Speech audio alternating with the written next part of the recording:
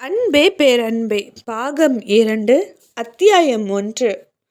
அது ஒரு அழகான இரவு நேரம். அன்று அமாவாசை என்பதால் நிலா கூட தெரியவில்லை. அந்த இடமே பயங்கர இருட்டாகவும் மயான அமைதியாகவும் இருந்தது.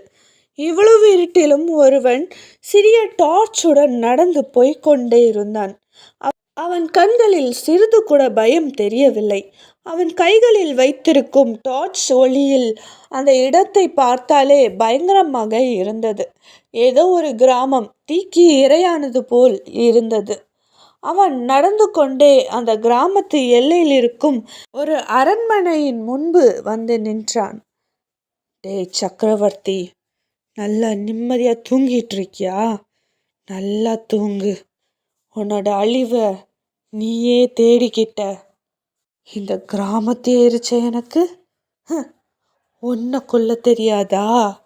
நீ எந்த ரகசியத்துக்காக என்ன சாகடிச்சியோ அதே ரகசியம் உன்னை சாகடிக்க போகுது சக்கரவர்த்தி என்று கூறி அவன் பயங்கரமாக சிரித்தான். அவனின் சிரிப்பொலி அந்த கிராமம் முழுக்க எதிரொலித்தது. காலை 6 மணி. சந்தோஷின் வீடு பயங்கர அழகாக அலங்கரிக்கப்பட்டிருந்தது. எல்லோரும் அங்கும் இங்கும் ஓடிக்கொண்டிருந்தார்கள். விருந்தாளிகள் எல்லாம் வீட்டிற்கு வர ஏற்பாடுகள் பயங்கரமாக நடந்து கொண்டிருந்தது.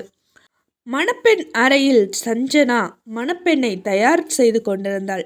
அவளுக்கு அழகாக சேலை கட்டி நிறைய வளையல்கள் இட்டு தலை முழுக்க மலர் சூடி கழுத்து முழுக்க நகையிட்டு அவள் பார்க்க தேவதை போல் இருந்தாள். ஆனால் மணப்பெண்ணின் முகமோ ரொம்ப சோகமாக இருந்தது. ஆனால் அதை வெளிக்காட்டிக்காமல் கஷ்டப்பட்டு சிரித்து கொண்டிருந்தாள். அப்போது சஹானா வந்து சஞ்சனாவிடம், பொண்ணு ரெடி பண்ணிட்டியா என்று கேட்க, ஆமாக்கா என்று சஹானா பதிலளித்தாள். அழகா இருக்க, என் கண்ணே பட்டுடும் போல இருக்கு என்று கூறிக்கொண்டே, சஞ்சனா உன் அம்மா கூப்பிட்டாங்க என்னன்னு கேளு என்று கூறிவிட்டு 2 பேரும் அங்கிருந்து சென்றார்கள். மணப்பெண் தனியாக அமர்ந்திருந்தாள்.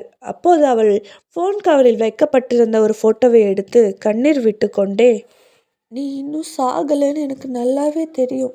உனக்காகத்தான் இந்த உயிர் காத்திருக்கு. எனக்கு இந்த கல்யாணத்தில் கொஞ்சம் கூட விருப்பம் இல்லை. உன் கையால் மட்டும்தான் நான் தாலி வாங்கணும்னு ரொம்ப உறுதியாக இருக்கேன். வேற யாராவது என் கழுத்தில் தாலி கட்டினாங்க அப்படின்னா இந்த ஜனனி இந்த பூமியில் வாழ்கிறது அதுவே கடைசியாக இருக்கும். உனக்கு புரியும்னு நினைக்கிறேன் என்று அந்த ஃபோட்டோவை பார்த்து கூறிக்கொண்டே அவள் ஏதோ யோசிக்க ஆரம்பித்தாள். மறுபுறம் ஒரு கடற்கரை பாறை மீது ஒருவன் அமர்ந்து பாட்டு பாடிக்கொண்டிருந்தான். அவன் குரல் அவ்வளவு அழகாக இருந்தது.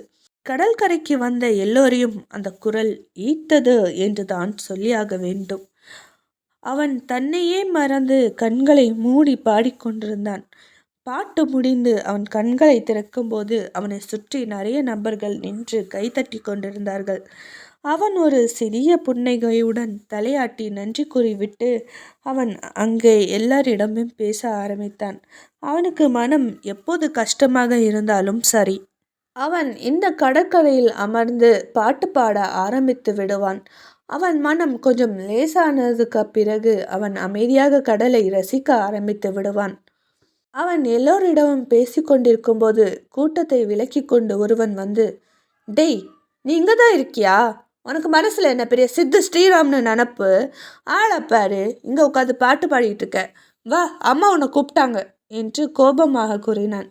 இதை கேட்டு சிரித்தவன், உனக்கு பொறாம, என்னை போல பாட்டு பாட முடியலல்ல, அதனால தான் இப்படி பேசுகிற என்று கூறினான்.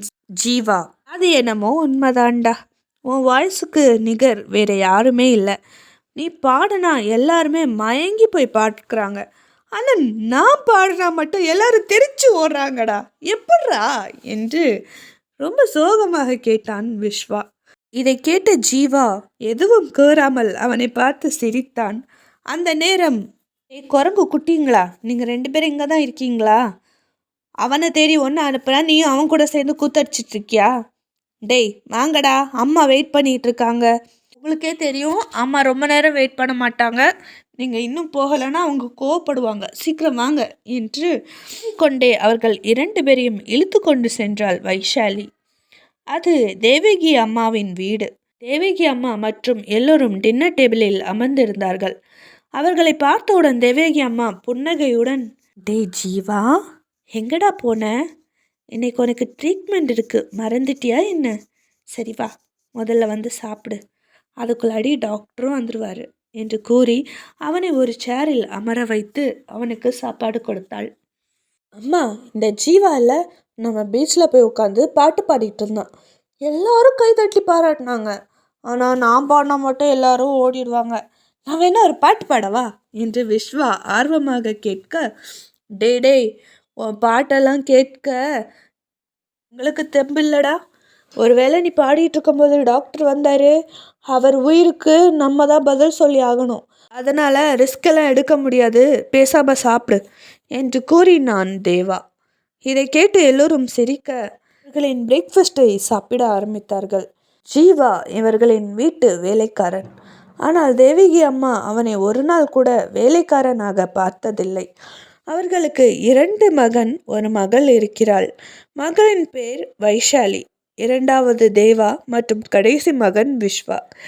இங்கே ஜீவா வந்ததுக்கு பிறகு அவர்களின் மகன் அவர்களைப் போலவே அவனையும் ரொம்ப சந்தோஷமாக பார்த்து கொண்டாள். அவர்கள் எல்லோரும் ஒன்றாக ரொம்ப சந்தோஷமாக வாழ்ந்து வந்தார்கள். மறுபுறம் ஐயர் பெண்ணை அழைத்து வருமாறு கூறினார். உடனடியாக சஞ்சனா ஜனனியை அழைத்து வர சென்றாள். அப்போது ஜனனி அந்த போட்டோவை பார்த்து வருத்தப்பட்டு கொண்டிருப்பதை பார்த்தவள், ஜனனி வா, கல்யாணத்துக்கு நேரமாச்சு என்று கூற அவள் சஞ்சனாவை பார்த்தவுடன் கட்டி அணைத்து கதறி அழ ஆரம்பித்தாள். அக்கா, எனக்கு சந்தோஷ் தான் வேணும். இந்த கல்யாணம் எனக்கு பிடிக்கல. எனக்கு சந்தோஷ் தான் வேணும். நான் அவனை தான் காதலிக்கிறேன். நான் அவனை தான் கல்யாணம் பண்ணிப்பேன். எனக்கு அவன்தான் வேணும் என்று கூறி கதறி அழுதாள். அதற்கு சஞ்சனா, என்ன சொல்கிற ஜனனி? முதல்ல நீ புரிஞ்சுதான் பேசுறியா? ப்ளீஸ்மா, புரிஞ்சுக்கோ. சந்தோஷ் செத்து போயிட்டான். இனி அவன் வரமாட்டான். நீ அவனே நினச்சிக்கிட்டு உன் வாழ்க்கையை நீ கெடுத்துக்காத. அவன் இழந்துட்டோம் நம்ம. அவன் இனிமேல் வரமாட்டான். அது உனக்கு மட்டும் இல்லை, எங்களுக்கும் அது ஒரு மிகப்பெரிய இழப்பு தான். உனக்கு அவனை எவ்வளோ நாளாக தெரியும்?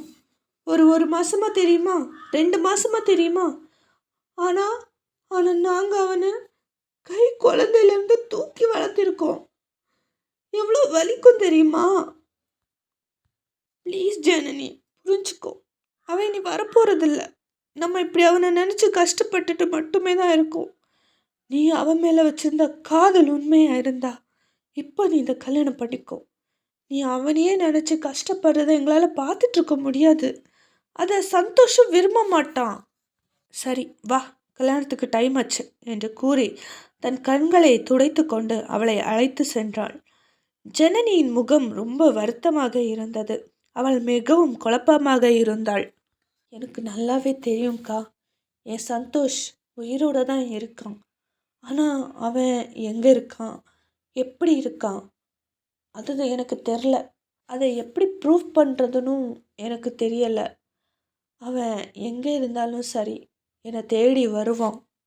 நான் அவன் வாரது வரைக்கும் அவனுக்காக காத்திருப்பேன். இந்த கல்யாணத்தை எப்படியாச்சும் நிறுத்தி ஆகணும். எப்படி நிறுத்துறது என்று யோசித்து கொண்டே மணமேடைக்கு சென்றாள் ஜனனி. மீண்டும் சந்திப்போம்.